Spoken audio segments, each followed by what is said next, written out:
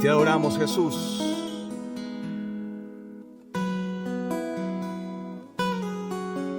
Vengo ante ti para adorar, para entregar mi corazón. Vengo ante ti para rendir todo lo que soy en adoración, pues fue el precio que pagaste, la forma en que te humillaste, que hoy me hacen entregarme.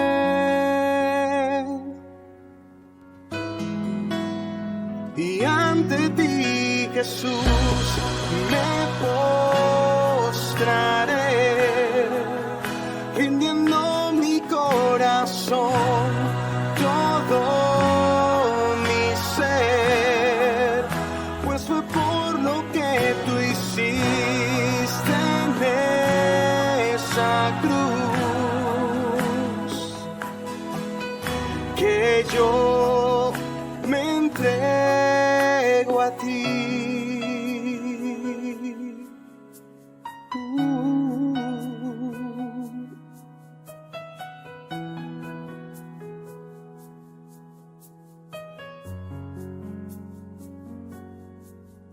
Vengo ante ti para adorar,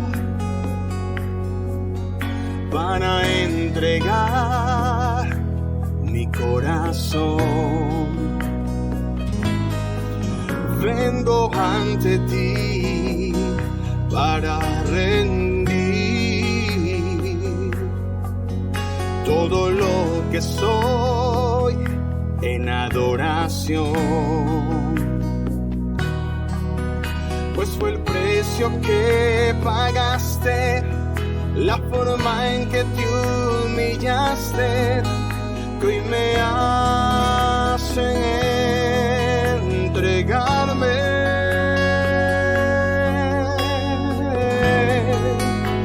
Y ante ti, Jesús, me postraré,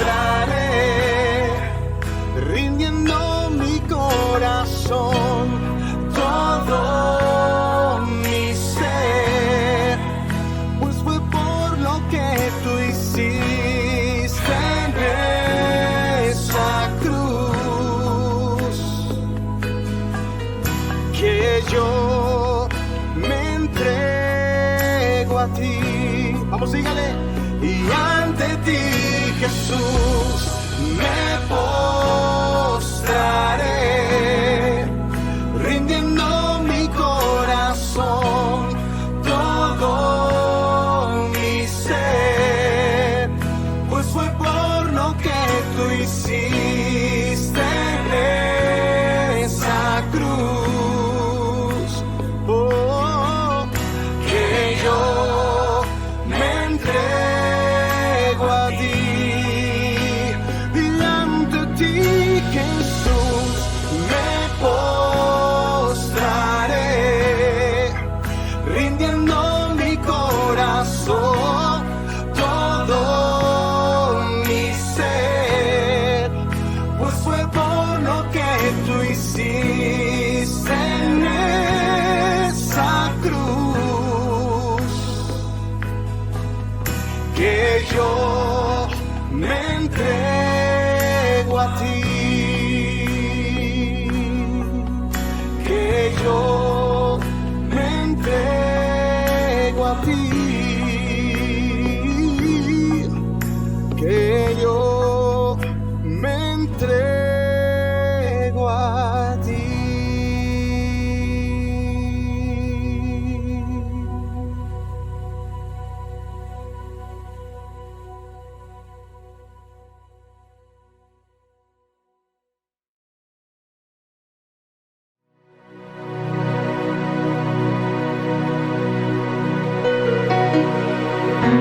Bendiciones abundantes para todos. Les habla el pastor Jonathan Labrador, pastor de esta comunidad cristiana Los Cocuyos. Estamos ubicados en el Valle, aquí en Caracas, Venezuela. Y seguimos con la serie en el Evangelio según San Marcos. El título de la serie, El Hijo del Hombre en Acción. Y vamos ya entrando en el capítulo número 3. Controversias que se les están generando a Jesús en su caminar y en su ministerio. Hemos visto alguna antes, pero ya en el capítulo 3 estamos viendo algo ya que se está saliendo de control.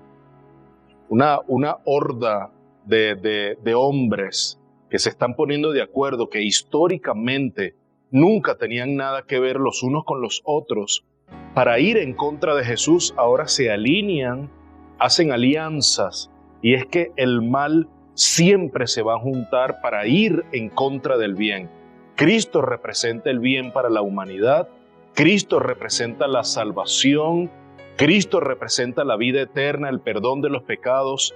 Eso es el bien para la humanidad, pero el mal va a ir frontalmente en contra de eso y lo vamos a ver, pero muy abiertamente ahora en este capítulo 3.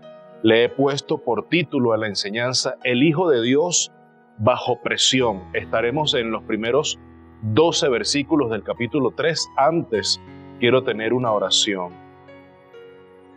Amado Dios, te pido que, como siempre, hables a nuestros corazones. Por tu Espíritu, habla a nuestra vida, Señor. Y que por tu mismo Espíritu podamos recibir el mensaje en nuestras vidas, en nuestros corazones, ser humildes para reconocer aquello que necesitamos cambiar. Haz esa obra en nuestras vidas. Te pido por cada persona en cualquier momento que se expone a esta enseñanza, también sea edificada su vida, su familia, todo su entorno, que sea transformada su vida en el nombre de Jesús. Haz lo que has decidido hacer con nuestras propias vidas a través de este mensaje. Y todo para tu gloria y para nuestra bendición, en el nombre de tu Hijo amado Jesús. Amén y amén. Entonces, como les había dicho y así habíamos iniciado, acá en este texto Jesús se ve inmerso en una controversia, pero hemos venido pasando algunas de estas controversias, particularmente 5 de ellas, lo que llamamos nosotros los venezolanos aquí en Caracas, encontronazos, dificultades. Algunas de ellas son: Jesucristo ha sido acusado de blasfemo cuando perdona los pecados de aquel hombre. Los fariseos no pudieron entender nunca, no lo quisieron recibir realmente. Eso es lo que ha sucedido, y con lo que nos encontraremos hoy es que no quisieron recibir nunca a Jesús como el Hijo de Dios, como el verdadero Dios hecho hombre. Esa es la primera controversia, es llamado blasfemo. Luego le dicen amigo de pecadores cuando entra en la casa del publicano, y hay muchos pecadores allí, hay gente invitada, gente necesitada. Lo que el mismo Cristo dijo: los enfermos tienen necesidad de un médico, los que están sanos no. Yo estoy aquí porque ellos me necesitan. Ellos eran los pecadores, los publicanos, hombres rechazados por la sociedad, pero Cristo está allí para ellos. Esa es otra controversia. Cristo también tiene una fuerte presión sobre él, porque dicen que violentó el día de reposo, también que ha violentado la práctica del ayuno. Vienen los fariseos y le preguntan a los discípulos de Jesús que por qué ellos no ayunaban como ayunaban los fariseos y los discípulos de Juan. Eso Jesús lo confronta con la verdad, Jesús lo confronta con la palabra, y cada una de estas cosas se está acumulando, el odio en el corazón, el rechazo en el corazón de los fariseos, y vemos en este texto, capítulo 3, cómo se queda develado el corazón de ellos, que también hace que se devele nuestro corazón, y la medicina que Cristo tiene para ello. La reacción de Jesús, la reacción de la multitud, la reacción de este hombre que está frente a Jesús no es casualidad. Lo que Jesús ahora tiene que hacer, y su encomienda dentro de la sinagoga, nuevamente en Capernaum. Capernaum se ha convertido en un sitio, un centro de operaciones para Jesús, pero también un centro de operaciones, pero con dificultades, un centro de encontronazos un centro de mucha fricción para el ministerio de Jesús. Y vamos a ver en las próximas enseñanzas o prédicas. Espero que te mantengas con nosotros en este canal, en este medio que ha dispuesto el Señor para bendecir tu vida, para bendecir la nuestra, que te mantengas con nosotros porque eventualmente vamos a estar viendo que Jesús no va a poder estar en las sinagogas ni en las casas como lo acostumbraba a hacer, sino ahora en lugares públicos alejados. Incluso a partir de este momento se le ve a Jesús en la orilla del mar de Galilea o en el lago de Genesaret, montado sobre las barcas de los apóstoles. Esos lugares, esas embarcaciones que estaban allí en las orillas, desde ese lugar empieza Jesús a ministrar porque hay mucha presión en medio de la multitud. Con esta introducción vamos a leer ahora Marcos capítulo 3, versículos del 1 al 12, iremos exponiendo paso a paso, versículo a versículo, vamos a ir extrayendo el sumo, vamos a ir extrayendo la enseñanza y al final tendremos algunas aplicaciones personales para nuestra vida, para nuestra bendición. Leemos, te recuerdo que estoy leyendo en Biblia de las Américas, esa es la versión que hemos decidido utilizar para exponer la palabra. Dice así, otra vez, nos dice Marcos, otra vez Jesús entró en una sinagoga y había allí un hombre que tenía una mano seca. Esto no es casualidad, no es casual que esto esté sucediendo, hay un gran propósito en lo que está sucediendo, no pierdas de vista cada detalle. Y le observaban para ver si lo sanaba en el día de reposo para poder acusarle. Y dijo al hombre que tenía la mano seca, por supuesto el comentarista, el evangelista está hablando de Cristo. Y dijo al hombre que tenía la mano seca, levántate y ponte aquí en medio. Jesucristo está pronto a hacer lo que Él vino a hacer. Ninguna circunstancia, por más difícil que sea, por más cuesta arriba que sea, va a tronchar los planes de Jesús en medio nuestro. Jesús sigue acometiendo sus planes, todos los planes que el Señor diseñó que Cristo acometiera, Él lo sigue haciendo. Ninguna circunstancia, dificultad, tropiezo va a ponerle un parado, va a parar, a detener los planes que Jesús ha venido a hacer. Y aquí lo vemos. Verso 4. Entonces les dijo, por supuesto, Marcos se refiere a Jesús, ahora hablándole a los presentes y particularmente a los fariseos que están referidos en el verso 2. Cuando dice, y le observaban para ver si lo sanaba en el día de reposo, el evangelista se está refiriendo a los fariseos específicamente. Verso 4 nuevamente, entonces les dijo a los fariseos, ¿es lícito? Es una pregunta. En el día de reposo, hacer bien o hacer mal, salvar una vida o matar. Y al final del verso 4 dice, pero ellos guardaban silencio. Y mirándolos, de nuevo es Cristo mirándolos en torno con enojo. Jesucristo está viendo que hay enojo en el corazón de ellos. No es Jesucristo el que está enojado.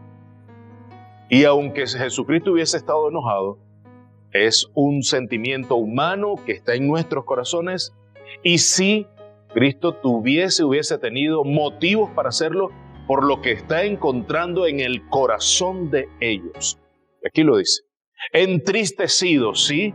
Ahora sí lo dice Marcos. Jesús está triste. ¿Por qué? Por la dureza de sus corazones. Y en vista de eso, dijo al hombre, extiende tu mano. Jesucristo está allí para sanar. Y Jesucristo vino para sanar. Y primordial y principalmente sanarnos de la llaga del pecado. A eso vino primordialmente Jesús. Y allí fue donde enfocó las filas de todo su ministerio. Y Él la extendió y su mano quedó sana. Verso 6. Pero cuando los fariseos salieron, enseguida comenzaron a tramar con los herodianos en contra de Jesús para ver cómo podían destruirle. Por primera vez estamos viendo que Marcos utiliza esta expresión. En otros momentos, estaban cavilando en su mente, sus dientes se estaban rechinando, pero ya se están aliando, ya hay una alianza de mal contra el mal. Y ya vamos a hablar de quiénes eran los herodianos, de la situación que estaban viviendo ellos con los fariseos en ese momento y cómo todo eso se esfuma para ahora ver una alianza del mal de hombres con un solo propósito: destruir la vida del Hijo del Hombre, destruir la vida de Jesús. Verso 7. Jesús se retiró al mar con sus discípulos, es decir, la escena, el evento del hombre en la sinagoga, de la mano seca y ahora que una mano que está completamente sanada. Termina esa escena, termina la escena de Jesús con los fariseos en la sinagoga y ahora Jesús sale, dice, se retiró al mar con sus discípulos y una gran multitud de Galilea le seguía, y también de Judea, de Jerusalén, de Idumea, del otro lado del Jordán y de los alrededores de Tiro y Sidón, una gran multitud, dice Marcos, que al oír todo lo que Jesús hacía, vino a él. Y dijo a sus discípulos que le tuvieran lista una barca por causa de la multitud. ¿Para qué? Para que no le oprimieran. Jesucristo sabía muy bien que muchas de las personas que estaban a su alrededor no tenían un propósito correcto, sino que buscaban oprimirlo. Y puesto en nuestros términos, exprimirlo al máximo para dejarlo totalmente exhausto. Y al final todo eso lo que buscaba era entorpecer el ministerio de Jesús. Muy pocos al final estaban buscando a Jesús por lo que Él es y sigue siendo. Era, es y sigue siendo, sino muchos lo buscaban era por lo que Él hacía. Porque había sanado a muchos, versículo 10, de manera que todos los que tenían aflicciones se le echaban encima para tocarle. Puedo imaginarme entonces la presión que Jesús está viviendo y por eso me he motivado a ponerle el título a esta enseñanza: el Hijo del Hombre en o bajo presión. Y siempre que los espíritus inmundos le veían, verso 11, caían delante de él y gritaban diciendo: tú eres el Hijo de Dios. Esto es increíble. Cuando estamos viendo incredulidad, insensibilidad en aquellos para los cuales Jesús vino, los fariseos, que se supone que eran aliados de Jesús, pues ahora estamos viendo una actitud incluso en medio de unos endemoniados que deberíamos incluso tener nosotros hoy, de adoración. Pero esto también tiene todo su sentido y por eso Jesús responde en el verso 12 y les advertía con insistencia que no revelaran su identidad. Mis amados, no es casual que Jesucristo estemos frente a un evento en el que vuelve nuevamente a la sinagoga y particularmente para seguir demostrando el por qué vino al mundo y está presente, el Dios inmanente, el Dios presente en medio de la creación. Y no es más que para mostrar la gloria y el poder de su reino y decir: Dios a través de Jesús, este es mi Hijo amado. Lo manifestó en dos oportunidades: en quien tengo complacencia y a él oír. El mundo de las tinieblas se ha estremecido ante el anuncio y la aparición y la entrada triunfal del Hijo del Hombre en medio nuestro. Y lo estamos viendo, se está estremeciendo el mundo de maldad, el mundo de maldad, el mundo de la oscuridad. El oscurantismo no soporta el mundo de la piedad y el mundo de la luz. Y así ha sido siempre. Y no podemos pretender que hoy sea distinto. Mi amado, escúchame algo.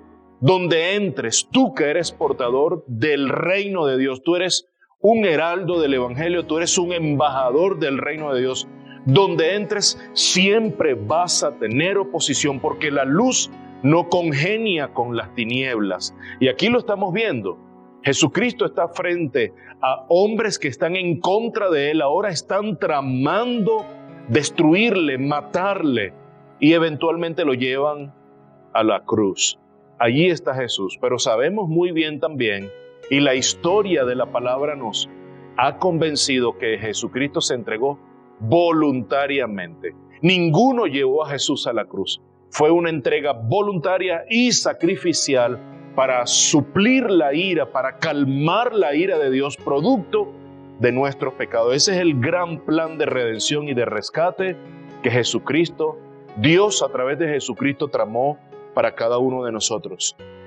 El templo y la sinagoga fueron construidos para ser de un lugar de enseñanza, para adorar al Dios verdadero.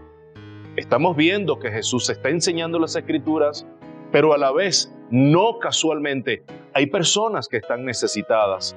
En una primera oportunidad vimos a un endemoniado, queda libre, uno de los primeros eventos que se narra en el Evangelio de Marcos.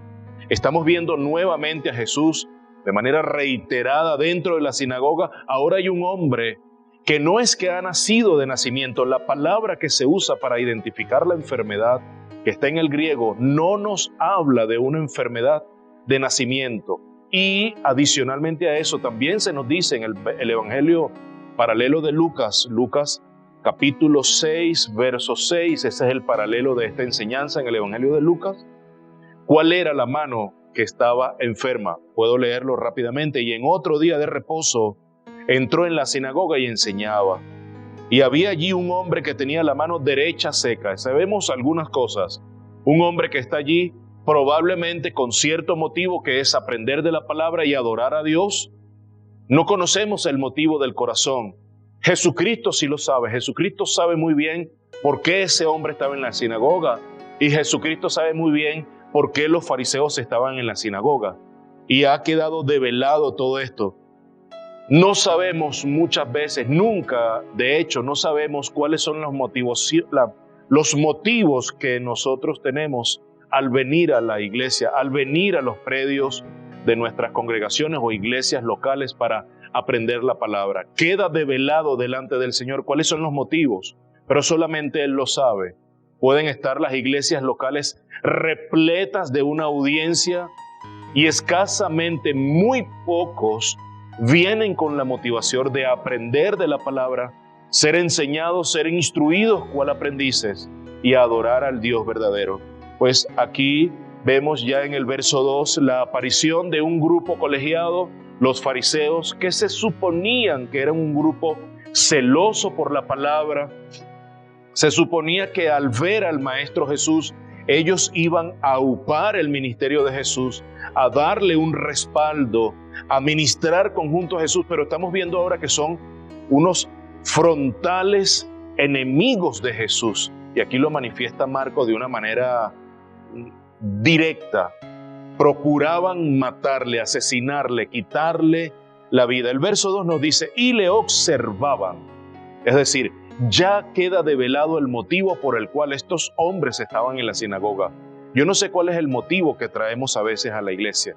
No podemos leerlo, no sabemos. El Señor ministra la palabra. Hay cantos de adoración al Señor. Hay oración por los enfermos. Hay oraciones que se hacen congregacionales. Hay lectura de la palabra. Hay reverencia delante del Dios vivo, delante de Jesucristo, delante del Espíritu Santo, que está presente en nuestros servicios, pero solo Dios lee la motivación de nuestros corazones. Desde ya te pediría que fueras reflexionando. ¿Cuáles son los motivos que te mueven al venir a la iglesia, al asistir a servicios de adoración al Señor, a asistir a la iglesia local en donde te congregas y cuando están exponiendo la palabra o cuando hay algún servicio de adoración al Señor, hay algunas reuniones de oración? ¿Cuál es el verdadero motivo que te mueve al asistir a esos lugares? ¿Es para ver qué están diciendo? ¿Es para criticar los tipos o ritmos de canciones que se están cantando?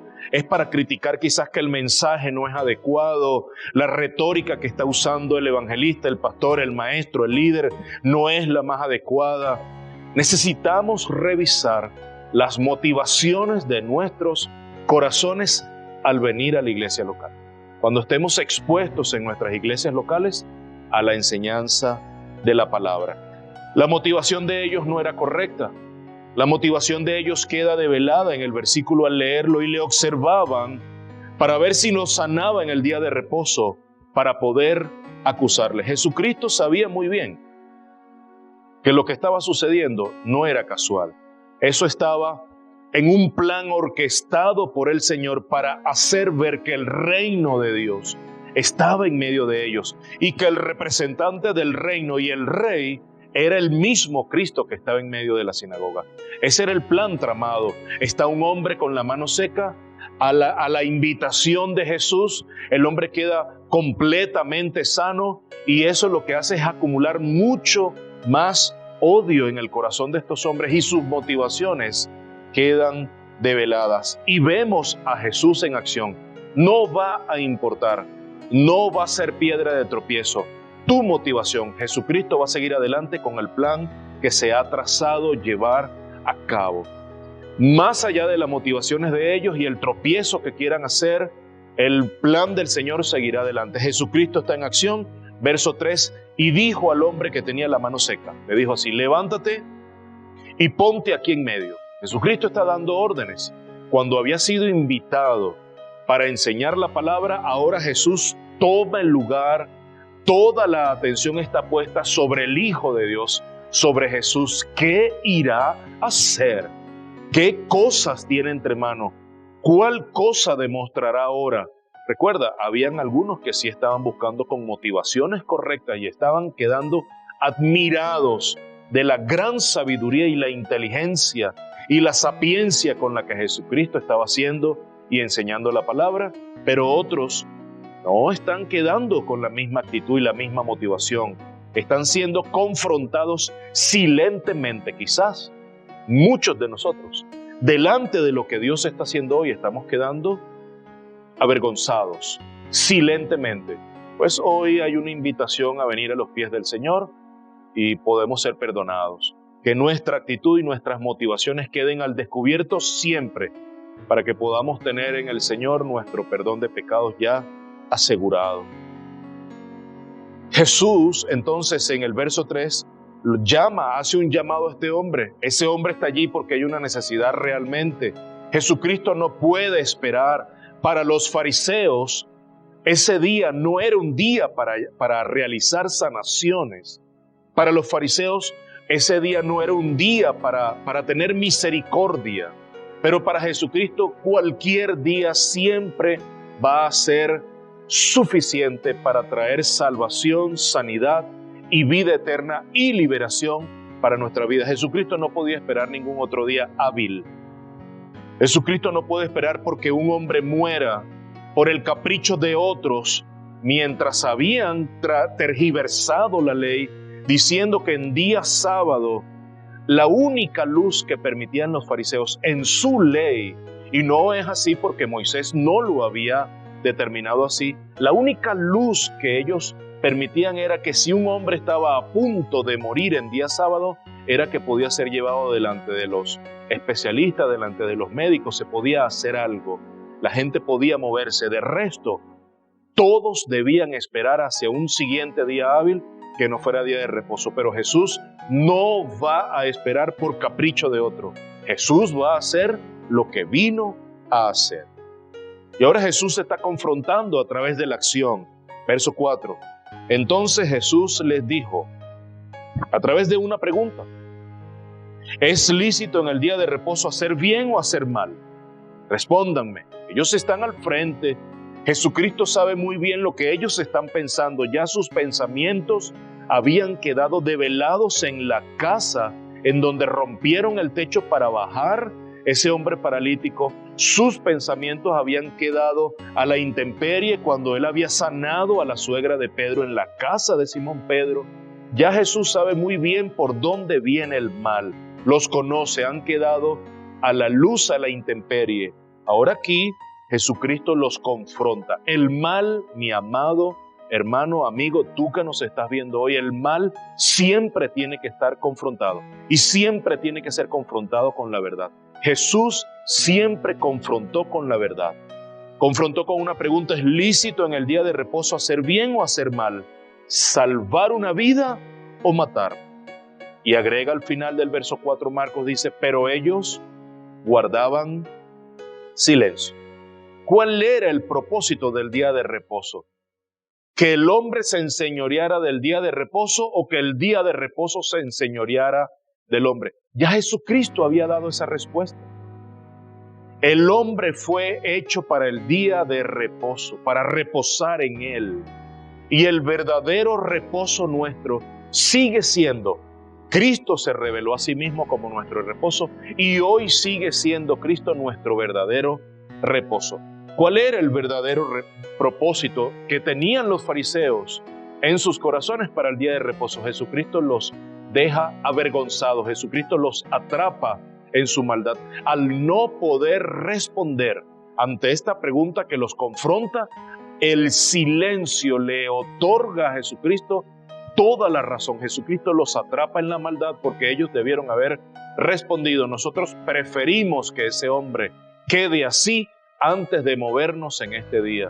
Pero Jesucristo no va a cumplir el capricho del hombre. Jesucristo vino a cumplir el plan que Dios mismo, su Padre, le había trazado. Vamos a leer Mateo capítulo 12, versículos 11 y 12. Es también en el Evangelio de Mateo la historia paralela de Marcos capítulo 3. Y él les dijo: ¿qué hombre habrá de vosotros que tenga una sola oveja? Si ésta se le cae en un hoyo en el día de reposo, ¿no le echa la mano y la saca? Verso 12.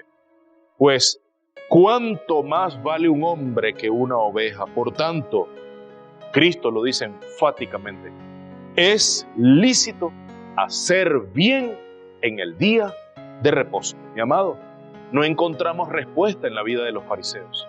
Y así estamos nosotros hoy, siendo confrontados con la palabra, siendo confrontados con nuestras costumbres, nuestras tradiciones humanas. Para todo tenemos costumbres. Y la Biblia, vez tras vez, mi amado, abra la Escritura, léala, pídale al Espíritu Santo a través de la lectura sencilla de la palabra diariamente, que lo exponga, que lo confronte, la verdad contra la costumbre y la tradición que tenemos. Y veremos que tendremos que quedarnos callados todos los días, avergonzados ante la confrontación de la verdad que viene de la palabra del Señor.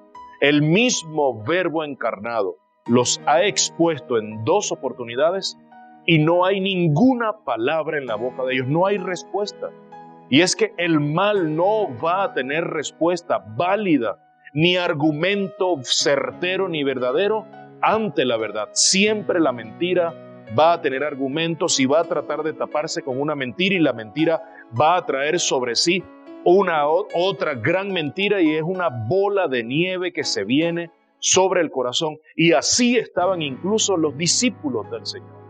Los discípulos del Señor fueron recriminados por el mismo Señor.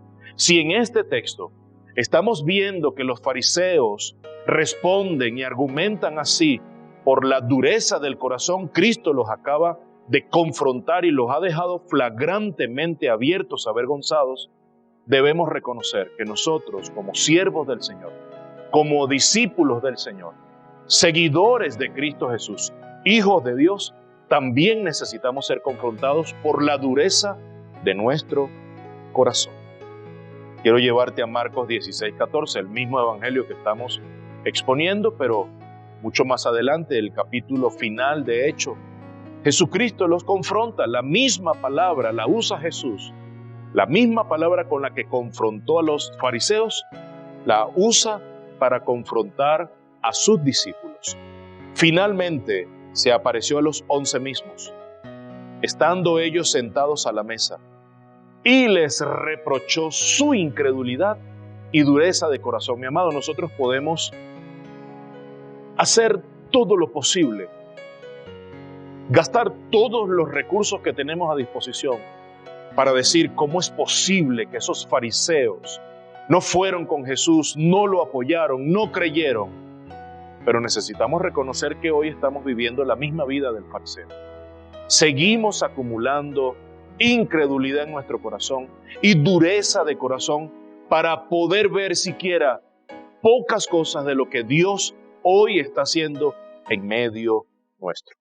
Y termina diciendo el verso 14: porque no habían creído a los que le habían visto resucitados.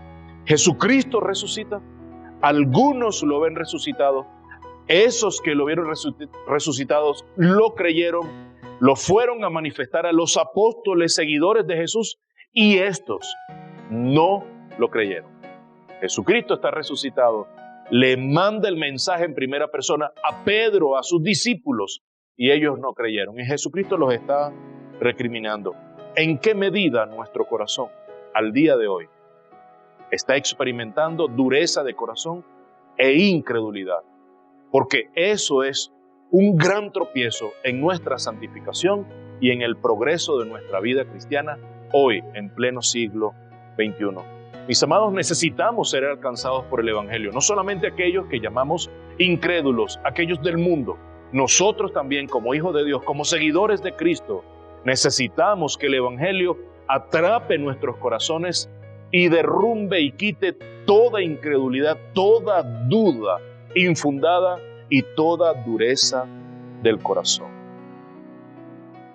Asaf, capítulo 73 de los Salmos, verso 22. Un hombre que fue formado a las faldas del rey David. Un hombre que fue puesto en un primer plano para ser director de los músicos y adorador. Salmo 73, verso 22. Tan torpe era yo. Él mismo está reconociendo la dureza de corazón que yo no entendía. Era como una bestia delante de ti. Mi amado, podemos predicar el Evangelio, podemos tener años, 30, 40, pastor, tengo 50 años en el Evangelio, y seguir manifestando dureza e incredulidad en nuestros corazones. El profeta Jeremías, capítulo 6, versículos 16 y 17. Quiero que le prestes atención a esta lectura. Es reveladora de nuestro corazón. Así dijo Jehová: paraos en los caminos y mirad, párense en los caminos y vean, y preguntad por las sendas antiguas. Pregunten cuáles son las sendas que anteriormente se caminaban, y cuál sea el buen camino, y andad por él. El Señor le está diciendo a través del profeta a su pueblo: miren, vayan por los caminos, pregunten cuáles son los caminos que antes se transitaban, cuál es el buen camino. Y cuando se los digan, ustedes deben andar por él. Y hallaréis descanso para vuestra alma. Me parece que la recomendación que Dios le está dando a su pueblo a través del profeta es acertadísima, es buena, es positiva de hecho. Más dijeron, el Señor está diciendo, ustedes dijeron, no andaremos. Mi amado, hoy el Señor nos está diciendo qué camino andar y nosotros estamos yendo en sentido contrario. Nosotros estamos viviendo la vida de Jonás. En nuestras familias estamos viviendo la vida del profeta Jonás. Nos están llevando hacia Nínive y nos estamos montando en una nave, en un barco hacia Tarsis. Esa es la vida que la sociedad hoy, que la cultura, que el mundo entero, naciones enteras, están tornando. Matrimonio igualitario, sexo entre personas del mismo, relaciones sexuales entre personas del mismo sexo, leyes que ahora están atentando contra la familia, contra nuestros hijos.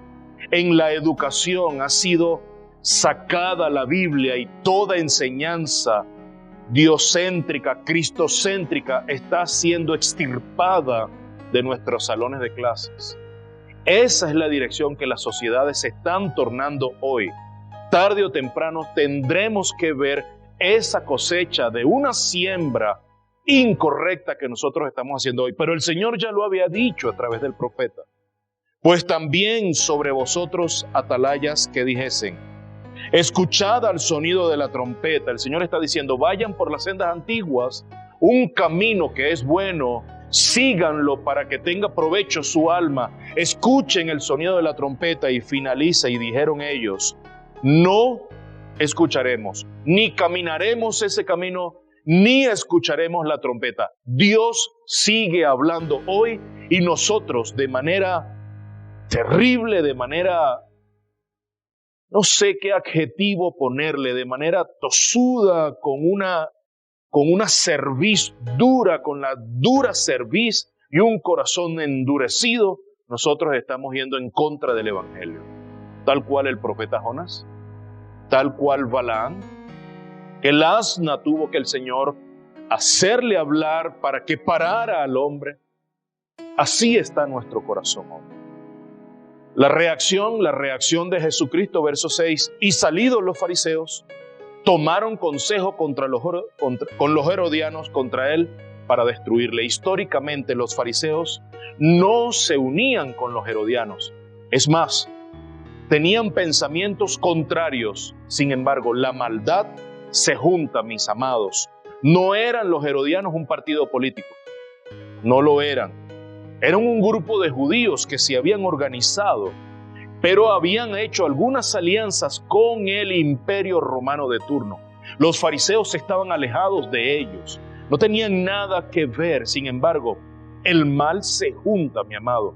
Los herodianos, como grupo aliado de los romanos, se aliaron, hicieron una alianza para matar a Cristo Jesús.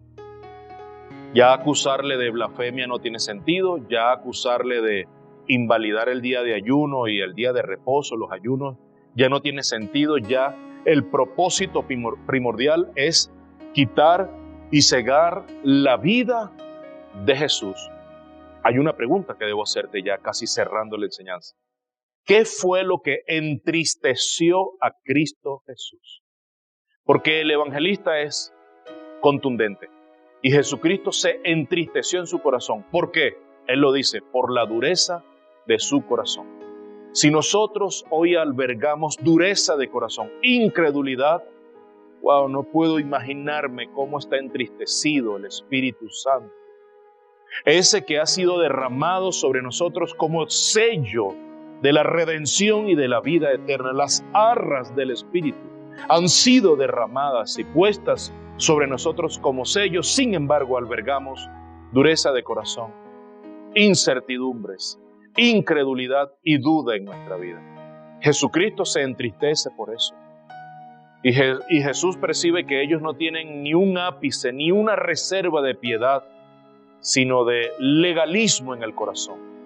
Y recuerdo el mensaje de Dios a través del profeta: misericordia quiero, no sacrificio. Jesucristo vino a manifestar un reino misericordia. Los fariseos querían ver modelado un reino fariseico, un reino lleno de violencia, un reino lleno de sacrificio humano a través de las obras y de los actos humanos. Cristo no vino a eso. Cristo vino a modelar un reino lleno de amor, de misericordia y de compasión. Y quiero ir cerrando con algunas aplicaciones para nuestra vida. En vista de que lo que hemos enseñado a lo largo del servicio, a lo largo de la enseñanza, es que Cristo devela el corazón de los fariseos cuando tiene frente a sí un hombre con una gran necesidad. Y en esta oportunidad es un hombre con la mano seca. En otra oportunidad fue un ciego de nacimiento. En otra oportunidad fue una mujer adúltera. En otra oportunidad es el paralítico de Betesda. En otra oportunidad es el hombre que bajan por el techo en aquella casa. En otro momento es la suegra de Pedro. Todos esos momentos, lo único que nos dicen es: estamos frente al Hijo de Dios, que vino no solamente a hacer milagros. Él vino a hacer milagros, pero con un gran propósito. Era manifestar el reino de Dios, era traer el poder del reino de Dios que fuese visible y que nosotros pudiéramos entender que estábamos frente al más grande representante de ese reino, el mismo Rey, que es Dios mismo. En vista de eso, la dureza y la insensibilidad del corazón de los fariseos queda manifestado, también la nuestra. Cómo Jesucristo trata esa dureza y esa insensibilidad e incredulidad. Nos confronta. Y la palabra está para eso, para confrontarnos. Entonces es posible que haya áreas de dureza en nuestros corazones. Revisemos el corazón. En nuestras oraciones pidamos al Señor: Señor, yo quiero, Espíritu Santo, por favor, redarguye mi corazón y dime, por favor, si tengo áreas de dureza en el corazón que tú necesitas trabajar arduamente cada día. Misericordia quiero y no sacrificio. Necesitamos preguntarnos cuál es la verdadera motivación que nos trae a los pies del Señor. ¿Para oprimirle? ¿Para obtener cosas de Jesús? ¿O para obtener de Él cada día? Que su carácter esté en nuestro carácter. Son preguntas que tenemos que hacer.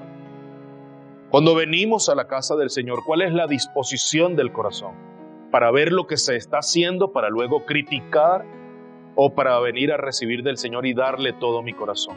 Necesitamos contrastar todas estas cosas en el corazón. Hoy es un momento para acercarnos a Él, para ser confrontados por el mismo Jesús que confrontó a los fariseos. Pero yo creo que hoy le estoy hablando a hijos de Dios, personas con una motivación correcta, acertada, de venir a los pies de Jesús para obtener de Él cada vez más de su carácter, y no lo que Él hace y lo que Él da, sino lo que Él es en esencia. Nosotros necesitamos responder esas preguntas. ¿Qué tanta dureza e incredulidad e insensibilidad hay en el corazón? ¿Cuáles son mis motivos?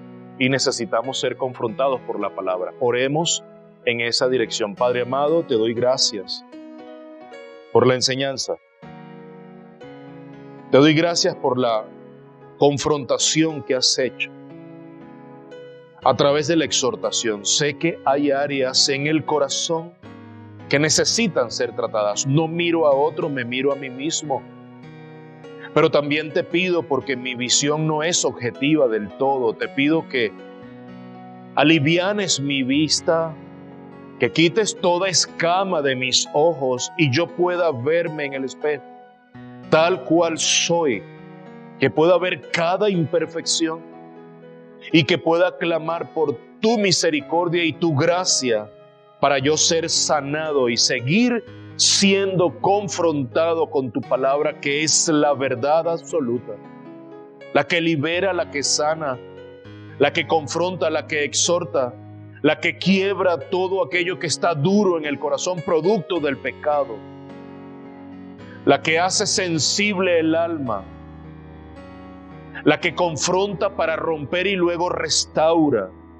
Señor, clamo por tu gracia y tu misericordia. Señor, si tu enseñanza es una amenaza para mi vida, Padre, te pido perdón. Porque tu palabra debería restaurarme más que hacerme sentir con temor o miedo. Tu palabra viene a restaurar el alma. Y eso es lo que yo anhelo, Padre. Señor, no quiero que sigas entristeciéndote por la dureza de mi corazón. Cámbiame profundamente para tu gloria y para mi beneficio. Padre, te doy gracias por esta palabra. En el nombre de Jesús, tu Hijo amado. Amén y amén. Mis amados, agradecido del Señor por esta nueva oportunidad, te invito a revisar nuestros canales en YouTube, Comunidad Cristiana Los Cocuyos. Están todas nuestras enseñanzas organizaditas muy bien por series, cada carpeta con cada una de las enseñanzas. Ahí alrededor de aproximadamente cercano a los 90, cercano a las 90 enseñanzas para tu bendición, totalmente gratis. También nuestro canal en Facebook, Comunidad Cristiana Los Cocuyos, allí puedes encontrar toda esta bendición. Nos encontramos en una próxima oportunidad y que Dios te bendiga abundantemente.